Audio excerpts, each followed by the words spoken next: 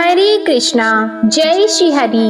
ओम नमः शिवाय। मैं हूँ वामिका और आप सभी का हमारे चैनल आध्यात्मिक सागर में हार्दिक स्वागत है। आप सभी का दिन शुभ और मंगलमय हो और कान्हा जी आपकी सभी मनोकामनाओं को पूर्ण करें। आज आप सुनेंगे मार्गशीर्ष मास महात्म्य का अध्याय 22। नारद जी भगवान श्री नारायण से कहते हैं, हे मुनि श्रेष्ठ, ज्ञान सिंधो, मैं आपका शरणागत शिष्य हूँ। आप मुझे श्री कृष्ण लीला अमृत का पान कराइए। तब भगवान श्री नारायण ने कहा, एक दिन बलराम सहित श्री कृष्ण ग्वाल बालों को साथ ले जाकर श्री मधुवन में गए, जहाँ यमुना के किनारे कमल खिले हुए थे। उस समय सब बालक सहस्त्रों गौओं के साथ वहां विचरने और खेलने लगे। खेलते खेलते वे थक गए और उन्हें भूख प्यास सताने लगी। तब सब गोप शिशु बड़ी प्रसन्नता के साथ श्री कृष्ण के पास आए और बोले, कन्हैया,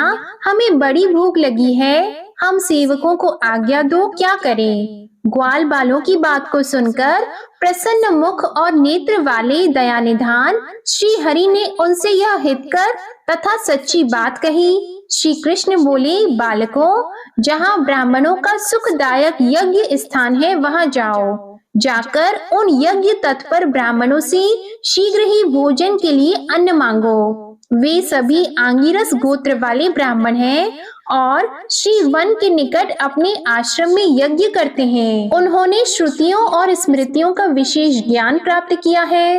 वे सब निष्प्रह वैष्णव हैं और मोक्ष की कामना से मेरा ही यजन कर रहे हैं, परंतु माया से आच्छादित होने के कारण उन्हें इस बात का पता नहीं है कि योग माया से मनुष्य रूप धारण करके प्रकट हुआ मैं ही उनका आराध्य देव हूँ। केवल यज्ञ की ओर ही उन्मुख रहने वाले वे ब्राह्मण यदि तुम्हें अन्न न दें तो शीघ्र ही जाकर उनकी पत्नियों से मांगना, क्योंकि वे बालकों के प्रति दया से भरी हुई हैं। श्री कृष्ण की बात सुनकर वे श्रेष्ठ गोप बालक ब्राह्मणों के सामने जाकर मस्तक झुकाकर खड़े हो गए और बोले, विप्रवरों, हमें शीघ्र भोजन दीजिए।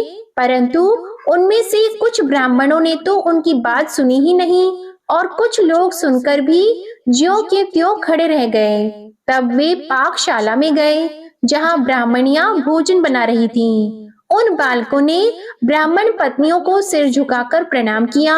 प्रणाम करके वे सब बालक उन पतिव्रता ब्राह्मणियों से बोले, माताओं, हम सब बालक भूख से पीड़ित हैं, हमें भोजन दो। उन बालकों की बात सुनकर और उनकी मनोहर आकृति देखकर उन सती साध्वी ब्राह्मणियों ने मुस्कुराते हुए मुखा अरविंद से आदर पूर्वक पूछा। ब्राह्मण पत्नियां बोली, समझदार बालकों, तुम लोग कौन हो? किसने तुम्हें भेजा है और तुम्हारे नाम क्या है?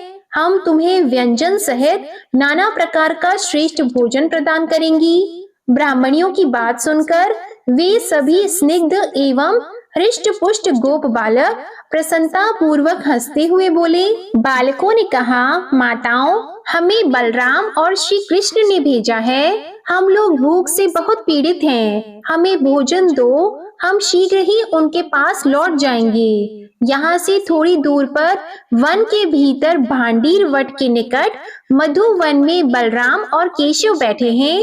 वे दोनों भाई भी थके मांदे और भूखे हैं तथा भोजन मांग रहे हैं। माताओं, आपको अन्न देना है या नहीं देना है, यह शीघ्र हमें इसी समय बता दो। गोपों की बात सुनकर ब्राह्मणियां हर्ष से खिल उठी। उनके नेत्रों में आनंद के आंसू छलक आए, सारे अंग पुलकित हो उठे। उनके मन में बड़ी इच्छा थी कि हमें श्री कृष्ण चरणों के दर्शन हो। उन्होंने सोने, चांदी और फूल की थालियों में प्रसन्नता पूर्वक भांति भांति के व्यंजनों से युक्त अत्यंत मनोहर अघनी के चावलों का भात, खीर, स्वादिष्ट पीठा, दही, दूध, घी और शहद रखकर श्री कृष्ण के निकट प्रस्थान किया। वे मन ही मन नाना प्रकार के मनोरथ लेकर जाने को उत्सुक हुई। ब्राह्मण पत्नियां धन्य और पतिव्रत परायणा थीं, इसलिए उनके मन में श्री कृष्ण दर्शन की उत्कंठा जाग उठी। उन्होंने वहां पहुंचकर बालकों सहित श्री कृष्ण और बलराम के दर्शन किए। श्री कृष्ण वट के मूल भाग के निकट बालकों के बीच में बैठे थे, अतः तारों के बीच विराजमान चंद्रमा के समान शोभा पा रहे थे। श्याम अंग, किशोर अवस्था और शरीर पर रेशमी पीतांबर से वे बड़े सुंदर लगते थे। मुख पर मंद मुस्कान खिल रही थी। शांत स्वरूप राधा कांत बड़े मनोहर प्रतीत होते थे। उनका मुख शरद काल की पूर्णिमा के चंद्रमा को लज्जित कर रहा था। वे रत्नमय अलंकारों से विभूषित थे तथा रत्न निर्मित 2 कुंडलों से उनके गंड स्थल की बड़ी शोभा हो रही थी। हाथों में रत्नमय केयूर और कंगन तथा पैरों में रत्न निर्मित नुपुर उनके आभूषण थे। उन्होंने गले में अजानुलंबिनी शुभ्र रत्नमाला धारण कर रखी थी। मालती की माला से उनके कंठ और वक्ष स्थल दोनों सुशोभित थे। चंदन, अगुरु, कस्तूरी और कुमकुम से उनके श्री अंग चर्चित थे। नखों और कपोलों का सौंदर्य देखने ही योग्य था। सुंदर लाल रंग के होठ पके हुए अनार को भी लज्जित कर रहे थे। ब्रह्मा, शिव, धर्म, शेषनाग तथा बड़े बड़े मुनीश्वर उनकी स्तुति करते हैं। ऐसे परमेश्वर के दर्शन करके ब्राह्मण पत्नियों ने भक्ति भाव से उन्हें प्रणाम किया और अपने ज्ञान के अनुरूप उन मधुसूदन की स्तुति की। ब्राह्मण पत्नियां बोली, भगवान आप स्वयं ही पर ब्रह्मा, परम धाम, निरीह, अहंकार रहित, निर्गुण निराकार तथा सगुण साकार हैं। आप ही सबके साक्षी, निर्लेप एवं आकार रहित परमात्मा हैं। आप ही प्रकृति पुरुष तथा उन दोनों के परम कारण हैं। सृष्टि, पालन और संहार के विषय में नियुक्त जो ब्रह्मा, विष्णु और शिव ये 3 देवता कहे गए हैं, वे भी आपके ही सर्व बीजमय अंश हैं। वेद में आपको अनिर्वचनीय कहा गया है, फिर कौन आपकी स्तुति करने में समर्थ है? प्राणेश्वर, हम स्त्रियां आपकी क्या स्तुति कर सकती हैं? देव, हम पर प्रसन्न होइए, दीन बंधो कृपा कीजिए। यो कहकर सब ब्राह्मण पत्नियां उनके चरणाविंदों में पड़ गईं। तब श्री कृष्ण ने प्रसन्न मुख एवं नेत्रों से उन सबको अभय दान दिया। जो पूजा काल में विप्र पत्नियों द्वारा किए गए इस स्तोत्र का पाठ करता है, वह ब्राह्मण पत्नियों को मिली हुई गति को प्राप्त कर लेता है, इसमें संशय नहीं। भगवान श्री नारायण कहते हैं, हे नारद, उन ब्राह्मण पत्नियों को अपने चरणाविंदों में पड़ी देखकर श्री मधुसूदन ने कहा, देवियों वर मांगो, तुम्हारा कल्याण होगा।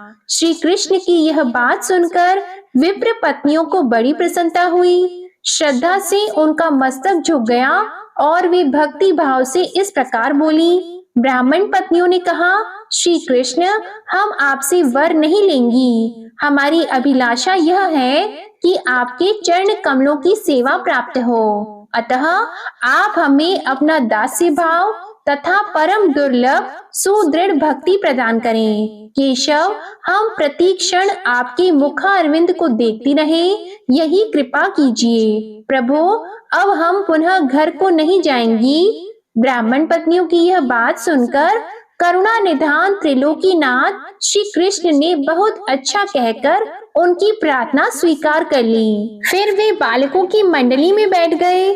फिर ब्राह्मण पत्नियों ने उन्हें सुधा के समान मधुर अन्न प्रदान किया। भगवान ने उस अन्न को लेकर गोप बालकों को भोजन कराया और स्वयं भी भोजन किया।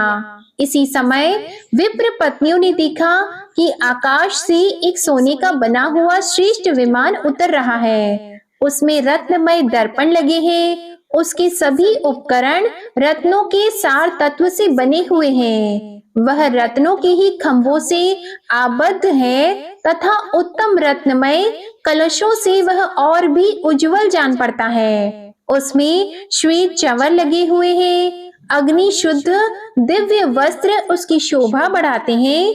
उस विमान को पारिजात के पुष्पों की मालाओं के जाल से सजाया गया है। उसमें 100 पहिए हैं। मन के समान वेग से चलने वाला वह विमान बड़ा मनोहर है। वनमाला से विभूषित दिव्य पार्षद उसे सब ओर से घेर कर खड़े हैं। उन पार्षदों ने पीतांबर पहन रखा है।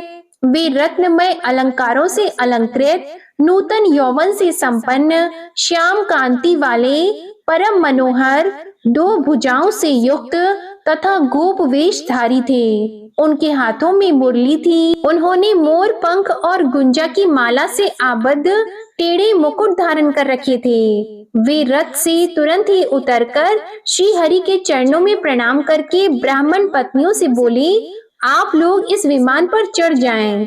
ब्राह्मण पत्नियां श्री हरि को नमस्कार करके मनोवांछित गोलोक में जा पहुंची। वे मानव देह का त्याग करके तत्काल दिव्य गोपी हो गई। इसके बाद श्री हरि ने वैष्णवी माया के द्वारा उनकी छाया का निर्माण करके स्वयं ही उन्हें ब्राह्मणों के घर में भेजा। ब्राह्मण लोग अपनी पत्नियों के लिए मन ही मन बहुत उद्विग्न थे और सब ओर उनकी खोज कर रहे थे। इसी समय रास्ते में उन्हें अपनी पत्नियां दिखाई दी।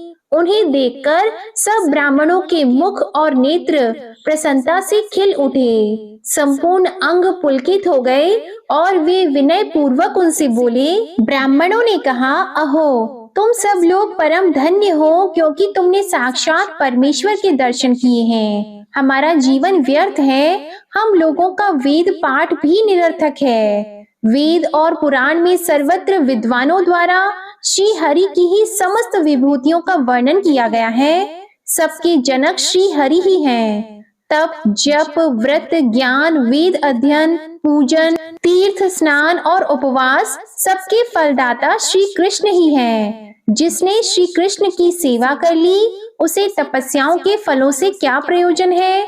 जिसे कल्प वृक्ष की प्राप्ति हो गई, वह दूसरे किसी वृक्ष को लेकर क्या करेगा। जिसके हृदय में श्री कृष्ण विराजमान है, उसे यज्ञ आदि कर्मों के अनुष्ठान की क्या आवश्यकता है। जिसने समुद्र को पी लिया, उसके लिए कुआं लांघने में क्या पुरुषार्थ है। ऐसा कहकर ब्राह्मण लोग उन श्रेष्ठ कामिनियों को साथ लेकर हर्ष पूर्वक अपने घर को लौटे और उनके साथ आनंद पूर्वक रहने लगे। उन सबका क्रीड़ा में तथा अन्य सब कर्मों में पहले वाली स्त्रियों की अपेक्षा अधिक प्रेम तथा उदार भाव प्रकट होता था। परंतु माया शक्ति से प्रभावित होने के कारण ब्राह्मण लोग उसका अनुमान नहीं कर पाते थे। उधर सनातन पूर्ण ब्रह्मा नारायण स्वरूप श्री कृष्ण बलराम तथा ग्वाल बालों के साथ शीघ्र ही अपने घर को चले गए। इस प्रकार मैंने श्री हरि का संपूर्ण उत्तम महात्म्य कह सुनाया। इसे मैंने पूर्व काल में अपने पिता धर्म के मुख से सुना था। हे नारद, अब तुम और क्या सुनना चाहते हो। तब नारद जी ने पूछा, ऋषींद्र, किस पुण्य के प्रभाव से उन ब्राह्मण पत्नियों को ऐसी गति प्राप्त हुई जो बड़े बड़े मुनीश्वरों तथा योग सिद्ध पुरुषों के लिए भी दुर्लभ है। पूर्व काल में ये पुण्यवती स्त्रियां कौन थी और किस दोष से इस भूतल पर आई थी। मेरे इस संदेह का निवारण करने वाली बात कहिए। तब भगवान श्री नारायण बोले, हे नारद, ये देवियां सप्त ऋषियों की सुंदर रूप गुण संपन्ना पतिव्रता पत्नियां थीं। एक बार अनल देव ने इनका अंग स्पर्श कर लिया। इससे सप्त ऋषियों में अंगिरा को बड़ा क्षोभ हुआ और उन्होंने अग्नि को सर्वभक्ष्य होने का तथा इन पत्नियों को मानुषी योनि में जाने का शाप दे दिया। वे सब रोती हुई बोली, हम लोग निर्दोष हैं, पतिव्रता हैं, हमारा त्याग न करें। आप हम डरी हुई अबलाओं को अभय प्रदान करें। इनके करुण क्रंदन से मुनि को दया आ गई। वे भी दुखी हो गए और अंत में उन्होंने कहा कि तुम्हें मानुषी योनि में जाना तो होगा, परंतु तुम्हें वहां साक्षात भगवान श्री कृष्ण के दर्शन प्राप्त होंगे। उनके दर्शन होते ही तुम गोलोक में चली जाओगी। फिर श्री हरि अपनी योग माया से तुम लोगों की छाया मूर्ति का निर्माण करेंगे। वे तुम्हारी छाया मूर्तियां कुछ समय तक उन ब्राह्मणों के घरों में रहकर फिर हमारे यहाँ लौट आएंगी।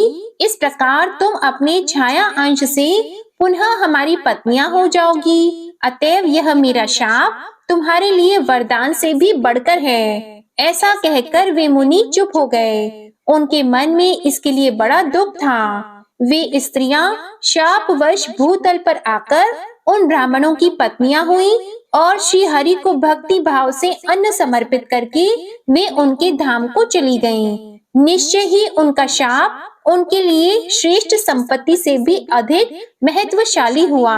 अहो, साधु पुरुषों का कोप तत्काल ही उपकार में बदल जाता है। विपत्ति के बिना भूतल पर किसी की महिमा कैसे प्रकट हो सकती है? पतियों के परित्याग से भूमि पर उत्पन्न हुई ब्राह्मण पत्नियां श्री हरि के दर्शन से सदा के लिए भव बंधन से मुक्त हो गईं। इस प्रकार मैंने श्री हरि के इस उत्तम चरित्र को पूर्ण रूपेण कह सुनाया। उन पुण्यवती ब्राह्मणियों के मोक्ष की यह मनोरम कथा अद्भुत है। विप्रवर, श्री कृष्ण की लीला कथा पद पद में नई नई जान पड़ती है। इसे सुनने वालों को कभी तृप्ति नहीं होती। भला कल्याणमयी कथा के श्रवण से कौन तृप्त होता है? मैंने पूज्य पिताजी के मुख से जितना रमणीय भगवत चरित्र सुना था उसका वर्णन किया। अब तुम अपनी इच्छा बताओ, फिर क्या सुनना चाहते हो? तब नारद जी ने कहा, हे कृपा निधान जगत गुरु, आपने पूर्व काल में पिता के मुख से श्री कृष्ण की जो मंगलमयी लीलाएं सुनी है वे सब मुझे सुनाइए। सूत जी कहते हैं, शौनक, देवर्षि का यह वचन सुनकर भगवान नारायण ने स्वयं ही श्री कृष्ण महिमा के अन्य अन्य प्रसंगों का वर्णन आरंभ किया। जय श्री कृष्णा। आज का अध्याय यहीं समाप्त हुआ। अब आप सुनिए श्री कृष्ण चालीसा पाठ। बंशी शोभित कर मधुर, नील जलद तन श्याम, अरुण अधर जनुबिंब फल, नयन कमल अभिराम, पूर्ण इंद्र अरविंद मुख, पीतांबर शुभ साज, जय मनमोहन मदन छवि, कृष्ण चंद्र महाराज। जय यदुनंदन जय जगवंदन, जय वसुदेव देवकी नंदन, जय यशोदा सुत नंद दुलारे, जय प्रभु भक्तन की द्रुग तारे, जय नट नागर नाग नथैया, कृष्ण कन्हैया धेनु चरैया, पुनि नख पर प्रभु गिरिवर धारो, आओ दीनन कष्ट निवारो, वंशी मधुर अधर धरि टेरो, होवे पूर्ण विनय यह मेरो, आओ हरि पुनि माखन चाखो, आज लाज भारत की राखो, गोल कपोल चिबुक अरुणारी, मृदु मुस्कान मोहिनी डारी, राजित राजीव नयन विशाला, मोर मुकुट वैजंती माला, कुंडल श्रवण पीत पट आछी, कटी किंकिणी काचनि काछी, नील जलज सुंदर तनु सोहे, छबि लखि सुर नर मुनि मन मोहे, मस्तक तिलक अलक घुंघराले, आओ कृष्ण बांसुरी वाले, करि पय पान पुत नहीं तारियो, अका बका का गासुर मारियो, मधुवन जलत अगिन तब ज्वाला, भय शीतल लखतहि नंद लाला, सुरपति जब ब्रज चढ़ साई, मूसर धार वारी वर्षाई, लगत लगत व्रज चहन बहायो, गोवर्धन नख धारी बचायो, लखी यशोदा मन